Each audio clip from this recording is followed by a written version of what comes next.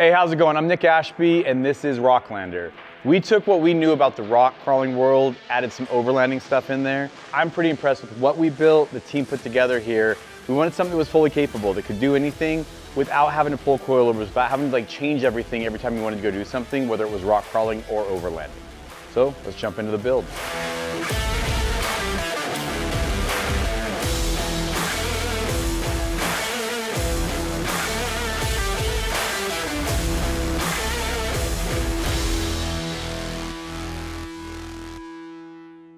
All right, so let's go ahead and start with the outside of this thing on the graphics. We wanted something that was sharp, poppy. Obviously working with Dynatrac as much as we do and doing all this stuff there. Blue is John's favorite color, so we kept that theme going through with everything. The ORI is blue, the wrap's blue. Now the powder coat on this is pretty cool because it's an LP blue that you're gonna get from prismatic powder, which is normally just traditional powder you're gonna put on something. What we did to give it a little bit more spice was we threw a Super Chrome Plus on it. So the Super Chrome Plus is actually a base that kind of brings out a candy feel. So when you look at the powder coat on this later and the wheels and the roll cage and all the accessories, that's actually a two-stage powder from prismatic powder. To complement that, we usually do a two-tone. We added in the burnt toast black. That's all the accessory parts you're gonna see are like the inner fender wales or the armor or things like that. I've traditionally found that the burnt toast black does not gray out on you or flatten out on you. So between the powder from Prismatic and the design from DH Graphics, I think this thing's a showstopper.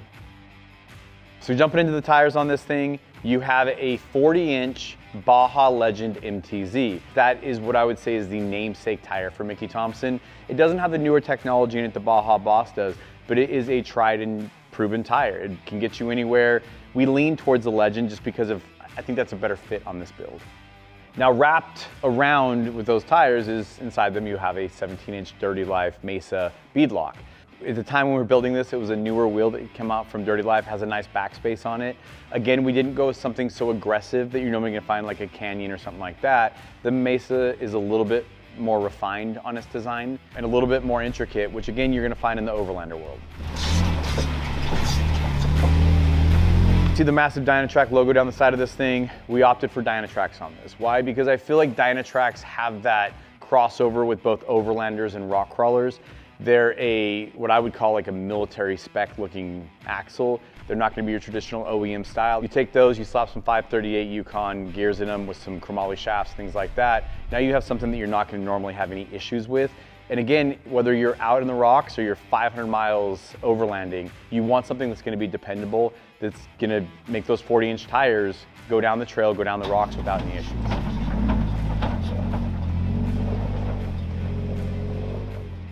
Now in combination with those axles, you have a Yukon air compressor that's gonna be going into those as well to run the air lockers that are inside those axles. We did opt in for air on this.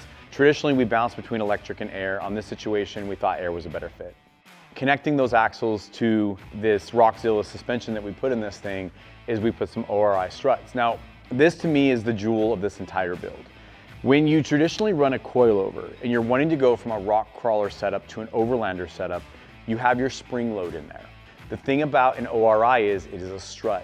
It is nitrogen filled. There is no outside coil. So you don't have to deal with certain things that you would have to deal with when you're dealing with a coilover, like load. If you're wanting to increase load, you increase nitrogen, meaning you don't have to take this shock off, you don't have to take everything off, you just increase the nitrogen pressure to lift and lower this vehicle. When you get into an Overlander situation from rock crawling, you would have to pull that off or stiffen coil down. Now with this, you don't have to, you're going to increase nitrogen pressure.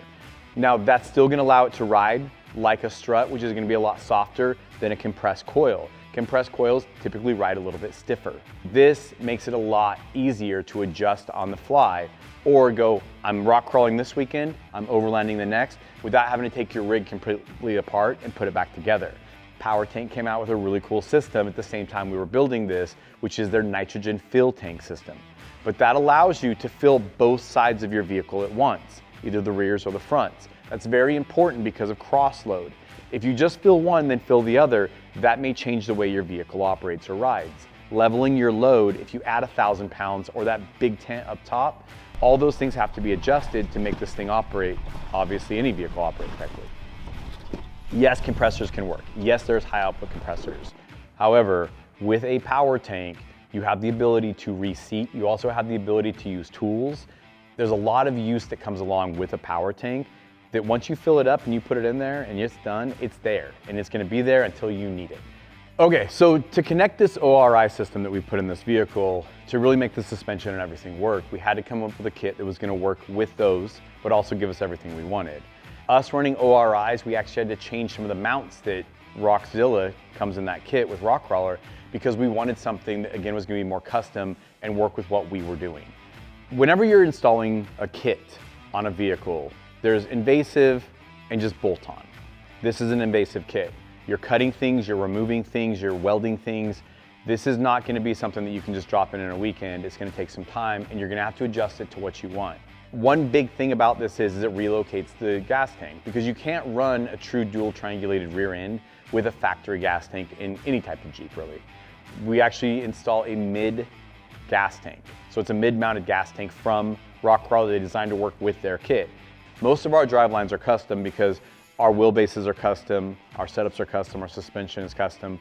On this one, again, we went with a JE real drive line. We're running 1350, very simple, very clean.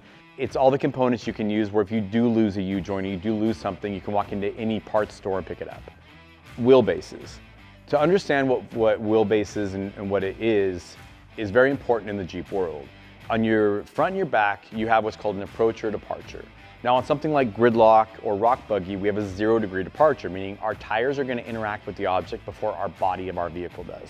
This obviously does not. You have a 12-inch overhang on your bumper, or you have like a 10-inch overhang on your rear. So you have to make sure that your wheelbase isn't going too far out. Also on something like this, you have your factory wheel well openings. What we opted to do was not to stretch this thing too much. I think we bumped it to 119, and I think these are factory 118. 119 to 123 to me is like the perfect wheelbase out there for anything with running like a 42 and up. This is a 40-inch tire, so we opted for a 119. When you're taking a 40-inch tire in this, the great thing about a JLU or a JT, they have way bigger openings than a JK. You can't take a 40-inch tire and just shove it in one of those wheel openings on a JKU or a JK and expect it to work. There's a lot of work that has to be done. On a JLU or a JT, that's not true. You can take a 40 and shove it in there and get a lot of clearance from the factory. We opted for a little bit more clearance because we stretched it a little bit, but also we wanted everything to be nice, neat, and clean and protected.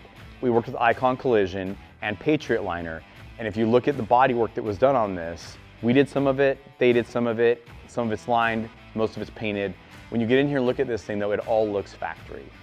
We have always traditionally sprayed our vehicles in Patriot Liner. Gridlock kind of shows that, Rock Buggy shows that. On something like this, we're not gonna spray the whole vehicle, but we are gonna spray the things that can chip, the things that can scrape, the things that have a lot of wear resistance. That hard top behind me is sprayed. Also, the tub inside this vehicle is fully sprayed. Rear wheel wells, again. We spray those things because not only is it something that creates abrasion resistance and durability, but it also creates kind of a barrier for rust. When you're out wheeling and you're doing this stuff and you're going through the water and you're throwing gear in the back or whatever it might be, you want to use something like Patriot Liner because it's going to hold up. I personally like Patriot Liner because, I mean, look behind me. We sprayed that top a year ago and it still looks brand new. All right, so no matter if you're rock crawling or you're overlanding, you're going to need recovery. We have never built something that has not used a worn winch and a Factor 55 link out of this garage. There's a reason. We want dependability. We've all seen the disaster if winch lines break, if hooks fail, things like that. So on this, you have a worn Xeon winch with a Factor 55 link. That has always been our namesake on the front of these things. And in the near future, I don't think it's ever changing. Again, look at Warn if you're looking at safety, rigging, any of that kind of stuff, because all of their stuff is tested and it's safe. Roll cage on this thing. It was from Moto-Built, but it's a prototype system. I wanted it because I was going to be changing some things. Some of those things I changed was your Freedom panels, things like that all come into your factory hardtop, all still connect in their factory locations with this cage. We installed plates, we installed brackets, we installed mounts to make all of that still work. That's important because we also tie that into a best top later. So you can run this thing with a tent, without a tent, with a hard top, without a hard top, with just a tent, a best top. Again, if you're gonna have a true Overlander compared to a true rock crawler, you need to have those variations in the way you can wheel. Now this cage is really nice because it is a 2-inch DOM cage for the most part, with some 1 3/4 fills. You've got your V-bar. You've got all those great things that make a moto-built cage safe. We also made all of the mounts that hold this CVT tent. Now the nice thing about that is again, you can run that with or without a hard top, and everything is still sealed. Everything still works nice. The other thing that we did is we made an adjustable rack in the rear. So if you're rock crawling, you can drop it down so it's protected by the cage, but if you're overlanding, you can lift it up and slide a fridge under there, or whatever you want to do. All right, so carrying in with Motobilt, this does have Motobilt's front, I believe it's their Tomahawk bumper on it. It does have their rear tire carrier and rear bumper on it as well. One of the biggest things I can tell anyone about a JLU is the tire carrier is very important, because I have watched other tire carriers rip off the back, start ripping the thin sheet metal on these bodies. These bodies are a lot thinner than a JKU, so you cannot depend on them at all. Motobilt has come up with a really cool design that actually mounts structurally into the inside of the vehicle. You don't see it, it's all hidden, but it actually supports up to a 40-inch tire correctly. It's not your first trip out, it's your 5th, 6th, 7th, 8th trip out that you're starting to watch these things damage your vehicle or these aftermarket parts not hold up. So this is definitely something that does hold up. We also opted for our rock rails on there. Now, those rock rails can take a beating. This thing's gonna be heavy when you're out there overlanding especially. So you're gonna want something that has a really thick wall on it, that is frame mounted, not body mounted. With all of that and bringing all the clearance up, like the high clearance fenders you see around this thing and the high clearance inner fender wells you see, we also opted to change out the exhaust system. We designed a custom MagnaFlow exhaust that runs from front to back that we also wrapped in Heat Shield Products Lava Wrap. We debuted this thing at SEMA. We debuted it with the new taillights on it from Motobilt at the time. Now that gets us into lighting. So the taillights on this are from Motobilt, but they do house an S2 from Baja Designs. There's a lot of Baja Designs on this. Why? Because when you're overlanding, you want area lighting, you want to see what you're doing, you want to have all that. But when you're rock crawling, you need visibility and things like that. So you do have an XL linkable on this, you have some LP4s up front, you have the S2s in the back, you have rock lights all the way around this thing. You also have dome lights on the inside of this. It's pretty cool. A lot of people don't know that they actually make a push button dome light. It looks just like their rock crawler light, but it has a button on it so you can turn it on and off when you want. We use those in engine bays as well, which is pretty nice. One of the things I'd like to talk about is the best top on this. Best top to me is probably the OG of all tops. Great top. Their twill top is to me the standard in tops.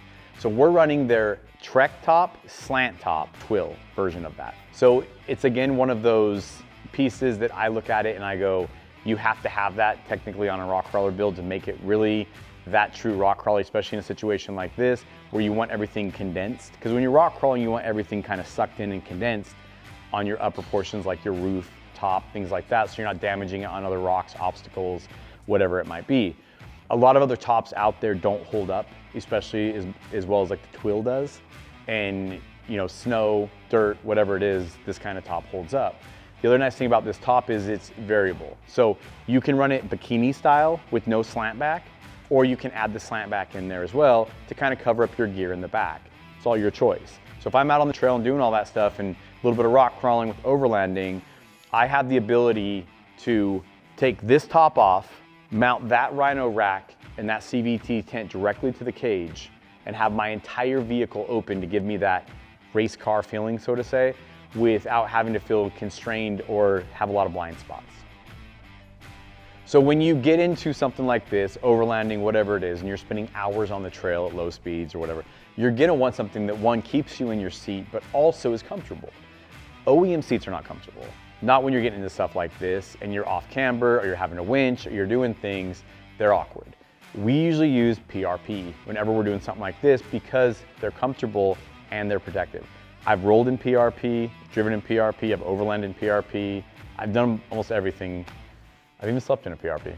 The nice thing about PRP again is everybody knows this, is you can order it in 30 different fashion ways, however you want. We opted to match this to the blue and black and gray theme that we have.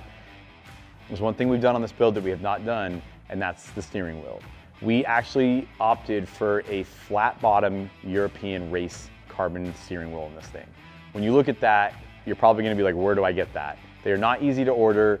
We had to do a lot of stuff. We had to modify the original steering wheel, send it out, but it retains the airbag, it retains cruise, it retains volumes, it retains everything the factory does, But the look of that tied in with all of the other work that's done inside that, I think just makes that entire interior that next level that everything out here is showing off.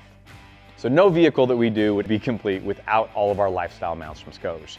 You have the mirrors on this, we have handles, we have all that kind of stuff, phone mounts especially, charging cables, everything that we kind of use to keep our adventure going and documented is in there from Scosche. When you're out on the trail, one of the things that I quickly found out is communicating with either your spotter, your group, trying to find someone who's lost. Rugged was something that we needed very fast. In this situation, you do have their full intercom set up in it. You do have obviously their radio with their speaker. Everything is mounted in there, and a lot of those mounts and everything you see in there are actually the mounts that come from Rugged. That makes my life really easy. So with Rugged, everything you see in here is basically their stuff, which is pretty nice. All 4 people inside have an intercom, they can all talk. Without that, and you get on the trail, you're gonna feel very alone. So whether you are overlanding or whether you are rock crawling, you are running a lot of accessories. These factory alternators can't keep up, especially the batteries.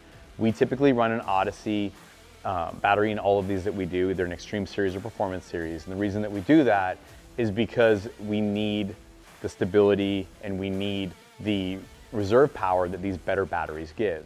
So with an Odyssey, we typically have a higher reserve, a higher cold cranking, all of those things that make everything a lot better and a lot more efficient on the trail with us. Because obviously when you're overlanding and making tacos and showering and doing all that kind of stuff, you're gonna want a battery that can hold up to all of that. That's why we use Odyssey batteries. I'm a big believer that if you're gonna modify something, modify it to a point that it's reliable or just replace it. So K&N intakes with a MagnaFlow exhaust have always been our go-to on any type of build like this because you're gonna get reliable, stable power. There's some other options you can do out there that obviously can help, but I'm not a big believer in nitrous or things like that, just trying to add instant horsepower on something like that, especially if you're 500 miles from civilization. Keep it simple, stupid, like they say in the military.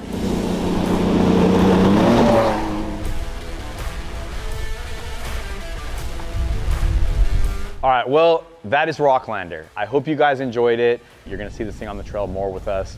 And it bridges that gap between the rock crawler and the Overlander to where you can have both.